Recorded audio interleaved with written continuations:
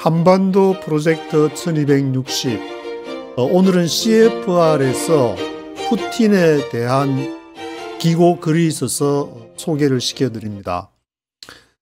러우 전쟁에 있어 가지고 트럼프와 푸틴이 통화를 하면서 정전협정이 잘 될까 이렇게 생각을 했는데, 푸틴이 쉽지 않다는 그러한 내용이 로이터 통신에서도 나오고 CFR에서도 나오기 때문에 이것을 좀 우리가 인지하고 있어야 될 것이 아닌가, 그런 생각이 들고 있습니다.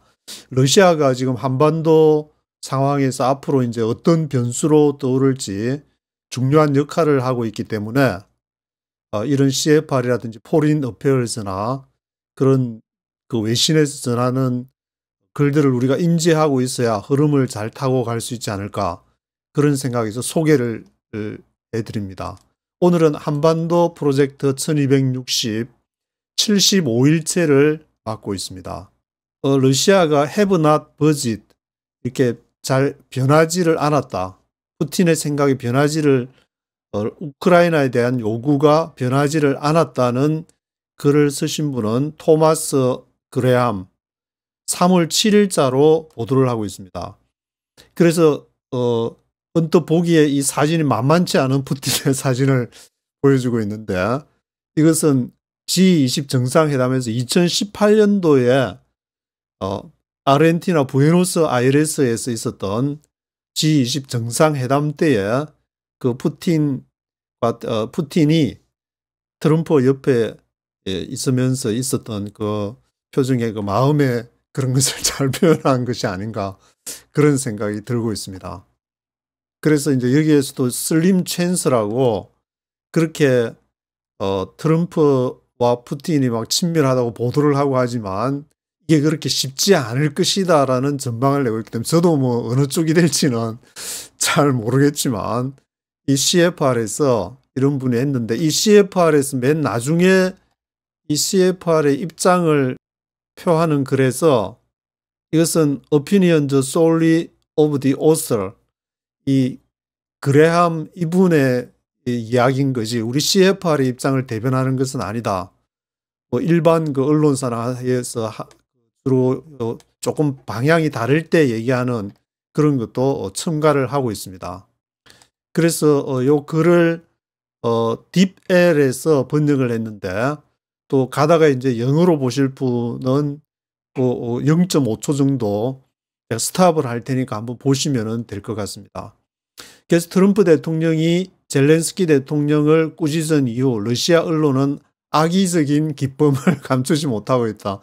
멜리스 글리라고 그 영어로는 표현하고 있는데, 그래서 유럽이 우크라이나의 반러시아 저항을 지원하기 위해 노력하는 과정에서 도움이 되지 않는 방식으로 개입하게 될 것이라고 믿고 있다고, 유럽이 잘못하면 이제 왕따를 당하게 되니까 미국과 러시아가 서로 짝짝꿍을 해가지고 유럽과 우크라이나를 왕따를 시켜가지고 가는 것이 아닌가, 그런 이제 의심을 하고 있다는 것을 얘기를 하고 있습니다. 그래서 요 제목에서 이제 트럼프 대통령이 의회 연설에서 러시아가 평화를 위한 준비가 되어 있다는 강력한 신호를 보냈다고 얘기했는데, 이게 진짜나, 그렇게 하니까 이분은 토마스 그레함은 사실이 아니다. 크렘린궁이 지난 6월 블라디미르 푸틴 러시아 대통령이 그때 이제 분쟁 종결을 위해서 요구사항을 쭉 얘기를 했는데, 조금 이따 보시겠지만 그 요구사항에서 한 발짝도 물러서지 않았다. 트럼프 대통령이 얘기한 러시아가 평화를 위한 준비가 되어 있다는 강력한 신호는 아직 나오지 않았다. 그런 입장을 취하고 있습니다.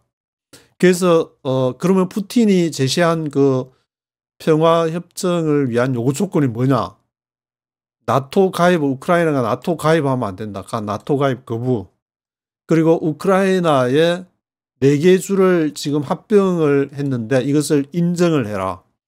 우크라이나 이제 구글 지도 보시면 동부 쪽으로 한 5분의 1 정도를 지금 현재 러시아가 점령을 한 상태인데, 거기는 이렇게 공업지대에다가 히토류나 광물 자원도 많이 나오고, 여기에서는 CFR에서는 거의 대부분이라 그러는데 뭐 하여튼 우크라이나 지역에도 있겠지만 그쪽이 러시아가 지금 점령한 사계주 합병한 그쪽 지역이 굉장한 가치가 있다고 얘기를 하고 있습니다.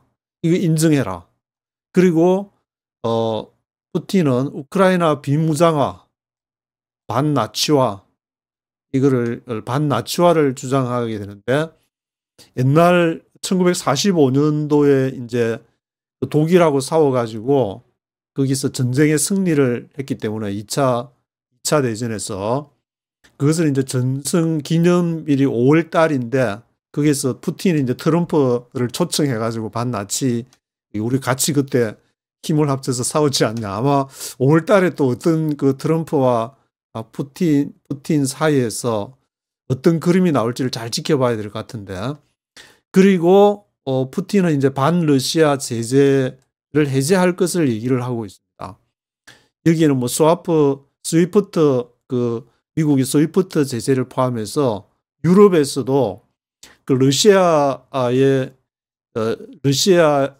가스를 러시아로부터 이렇게 수입을 해서 쓰고 있다가 독일 같은 경우에는 물론 이제 파이프가 이렇게 파손이 돼가지고 못 오는 그런 이유도 있지만 러시아 우리 사지 않겠다 그렇게 했는데 푸틴은 곧 사게 될 거다. 그랬는데 끝까지 이제 저 유럽이 러시아 거를 사지 않아 가지고 지금 이제 가즈프롬 같은 경우에는 완전히 똥값이 되다시피 엄청나게 지금 주가도 물론 많이 무너졌지만 러시아에서 재미를 못 보고 있는 그런 상황에서 미국이 이 LNG를 이렇게 팔아가지고 미국이 거기서 덕을 보는 어부지리를 획득하는 그러한 상황이 발생하고 있는데 반러시아 제재 해제라 이런 조건에서 러시아가 한 발짝도 물러서지 않았다. 그런 것을 강조를 하고 있습니다.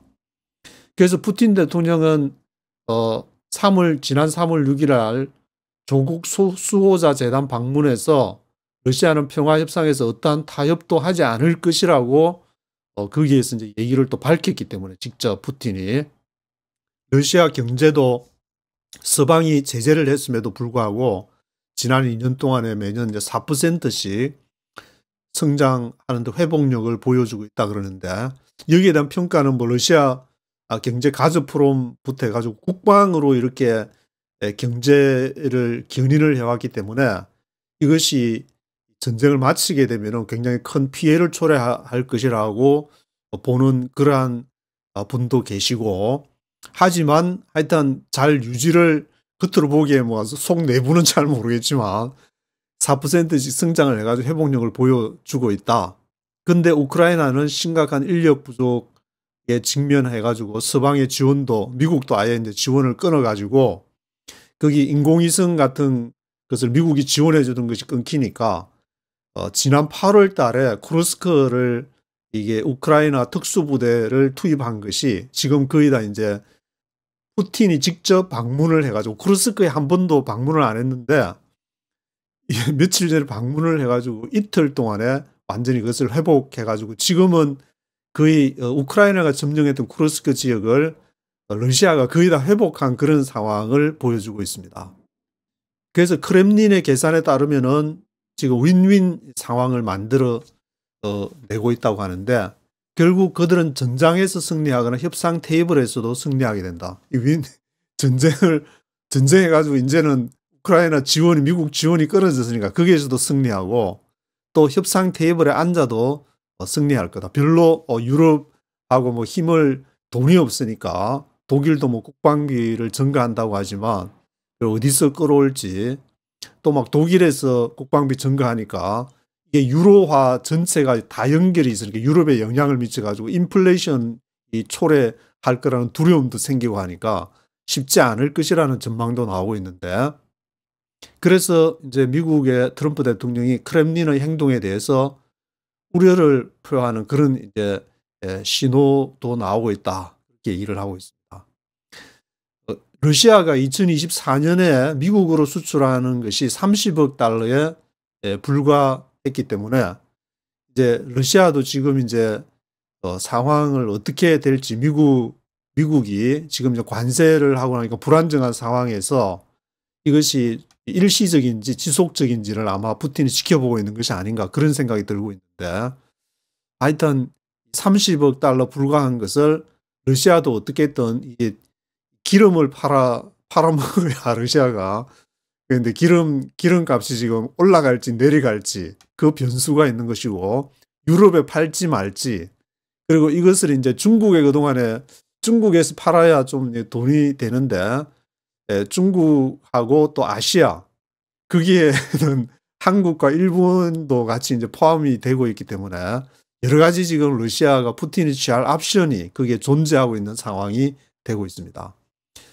그래서 트럼프는 우크라이나하고 광물 거래를 하는데, 이것이 이제 안보 보장을 광물 거래하고 이렇게 같이 동등하게 묘사를 하고 있는데, 이것이 정말 그러한 것인가?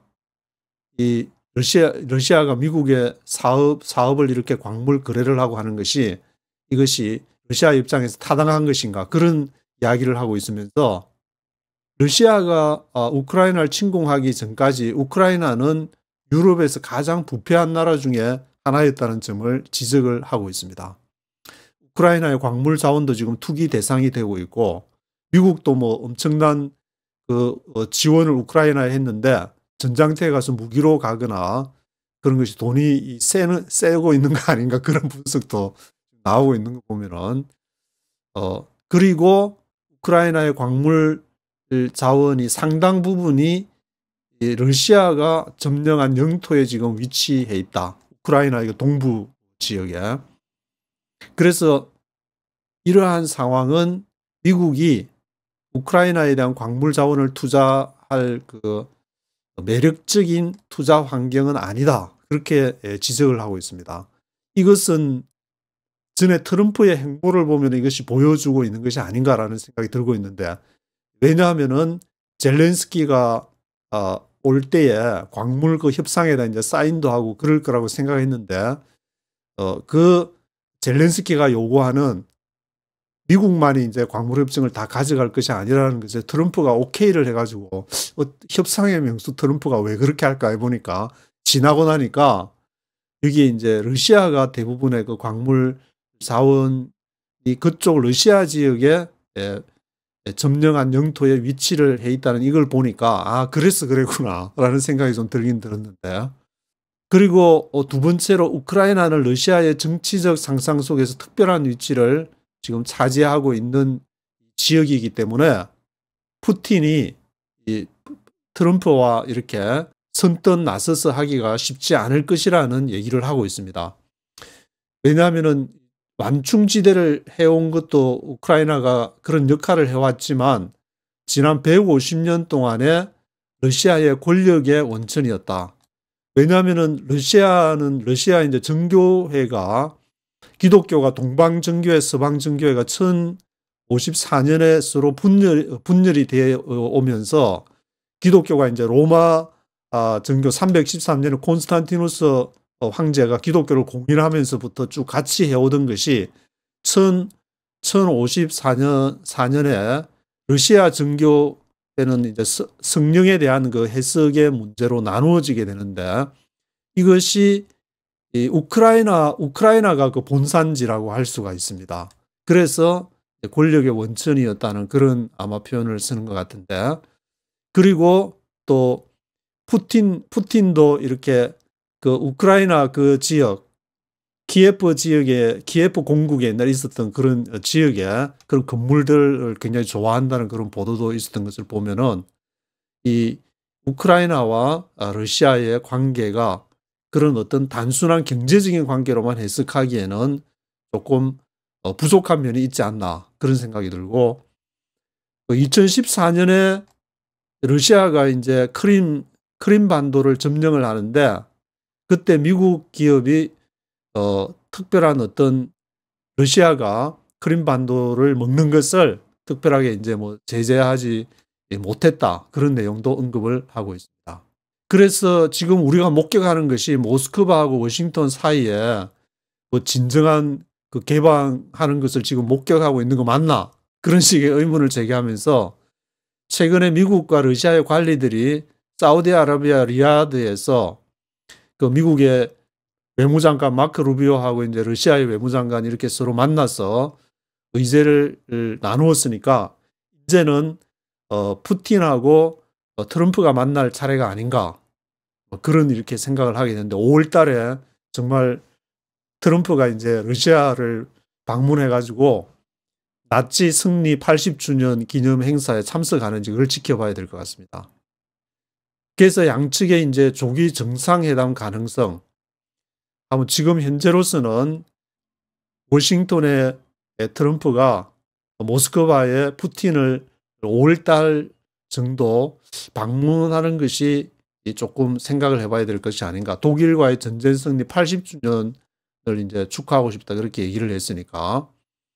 그런데 뭐 그걸 가기 전에 이제 급하게 외형적인 것보다 실질적인 합의가 거의 없이 서둘러 준비된 정상회담은 잘해보려는 지속 가능한 관계를 구축하려는 모든 노력을 좌절시킬 수가 있다. 잘못하면 그 전에 이제 꼼꼼하게 실무진에서 그거를 잘 이렇게 서로 간에 윈윈할 수 있는 그라든지 협상을 잘 준비를 해야 되기 때문에 뭐 한 2달 동안 진행되는 거 보면은 트럼프 형님께서 잘 지시를 해가지고 뭐 앞으로 또 5월 달에도 한 2달 남았으니까 잘 준비를 하지 않을까, 그런 생각이 들기도 하는데 좀 지켜봐야 될 것 같습니다. 그래서 미국의 민간 기업들이 지난 3년 동안에 초민족주의 국가와 거래한 경험을 바탕으로 장기적으로 러시아에 투자하는 것을 경계할 것이다. 러시아가 이제 전쟁이 끝마치면 다시 경제를 부흥을 시켜야 될 것이고, 국방 그 체제로, 군사 체제로 경제를 이끌어왔던 것을 민간 체제로 전환을 시켜야 되니까 그것을 과연 믿을 수 있을 것인가.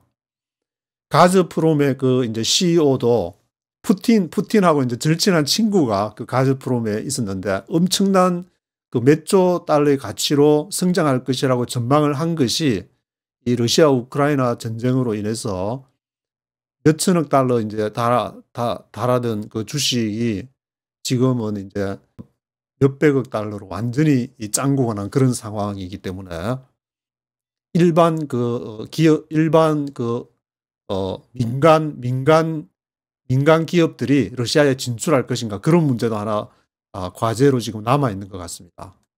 그래서 토마스 그레함 이분은 현실적으로 양국은 앞으로도 지정학적인 경쟁자로 남게 될 것이다.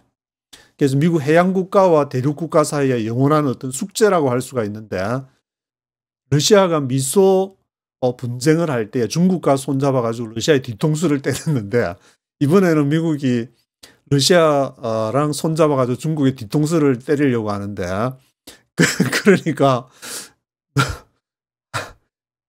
만약에 또 우리가 잘 되면은 또 중국하고 손잡아 우리 뒤통수 또 때리려고 하는 거 아니냐, 그런 어떤 생각도 할 수 있고, 여러 가지 뭐 푸틴 여러 가지 생각이 교차할 것 같으니까 그런 문제들을 앞으로 잘 풀어가야 될 것인가 아닌가.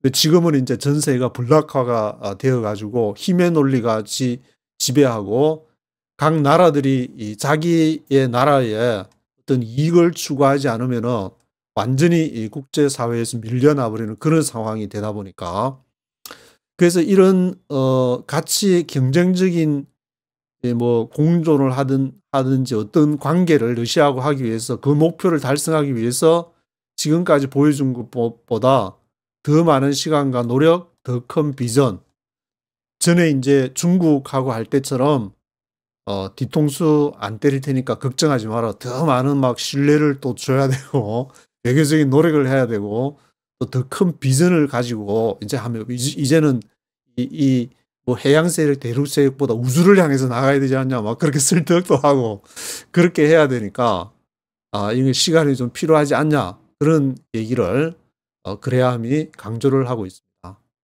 그래서 미국이 러시아와 중개 역할을 더 효과적으로 수행할 수 있는 방법이 무엇인가, 그 이 소제목을 달면서 미국과 러시아의 정책은 억제와 외교를 결합할 때 항상 더 효과적이라는 점을 얘기를 하고 있습니다. 서로 밀당을 잘해야 된다. 모든 뭐 정치 외교가 다 그런 점이 있지만 특별히 디터런스, 서로를 이제 억제하면서 또 디플로머시, 또 외교하고 협상할 거는 협상하고 경쟁할 거는 경쟁하고 이런 관계를 잘 유지를 해 나가야 된다. 이게 미국과 러시아의 관계가 아니고 대한민국에 정말 이게 필요한 그런 것이 아닌가라는 생각이 들고 있습니다. 미국이 러시아의 이익을 적극적으로 방어할 준비가 되어 있다. 이것을 러시아 정부에 명확하게 보여줄 필요가 있다.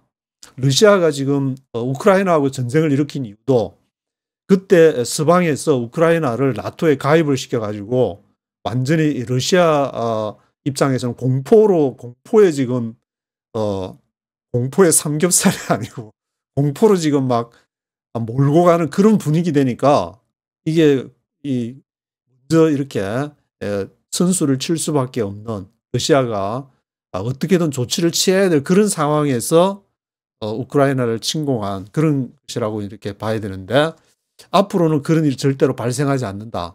그러면은 푸틴이 제시하는 우크라이나가 나토에 가입하지 않고 그리고 군대 규모도 이렇게 적당하게 조절을 하고 그런 거를 앞으로 이제 잘 미국이 중간에서 유럽과 러시아 그 사이에서 역할을 얼마나 잘 하느냐에 따라서 달려 있지 않는가 그런 생각이 들고 있습니다. 그래서 우크라이나의 미래에 대한 공통 비전도 이렇게 개발을 하고 유럽의 방위 및 안보 역량 강화를 위해서 긴밀히 유럽과도 잘 협력을 해야 되는데 트럼프는 막 나토 필요 있냐? 우리 미국이 빼면은 너 힘도 없는데 그런 식으로 하게 되니까 이 포린 어페어즈나 이제 CFR이라든지 뭐 로이터 통신이라든지 이런 분위기를 보면은 이렇게 서로 간에 잘 균형을 취해야지 미국이 주도적으로 이렇게 나가서 쓰겠냐 그런 입장을 취하고 있으니까 여기에서도 이제 미국이 어떤 스탠스를 잘 취해야 되는 그런 입장인데 그 목표를 달성하기 위해서는 트럼프 행정부가 예상하는 것보다 훨씬 더 시간이 길어질 것이다 라는 것으로 글을 마치고 있습니다.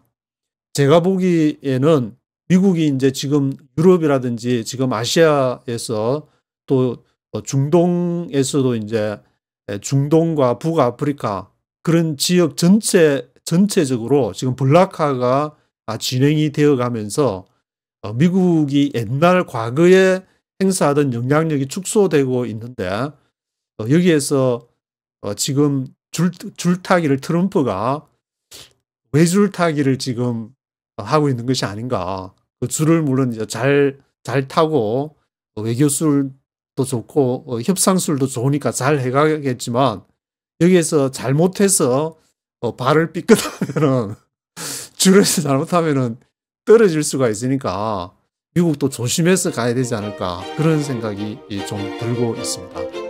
오늘은 여기까지 하도록 하겠습니다.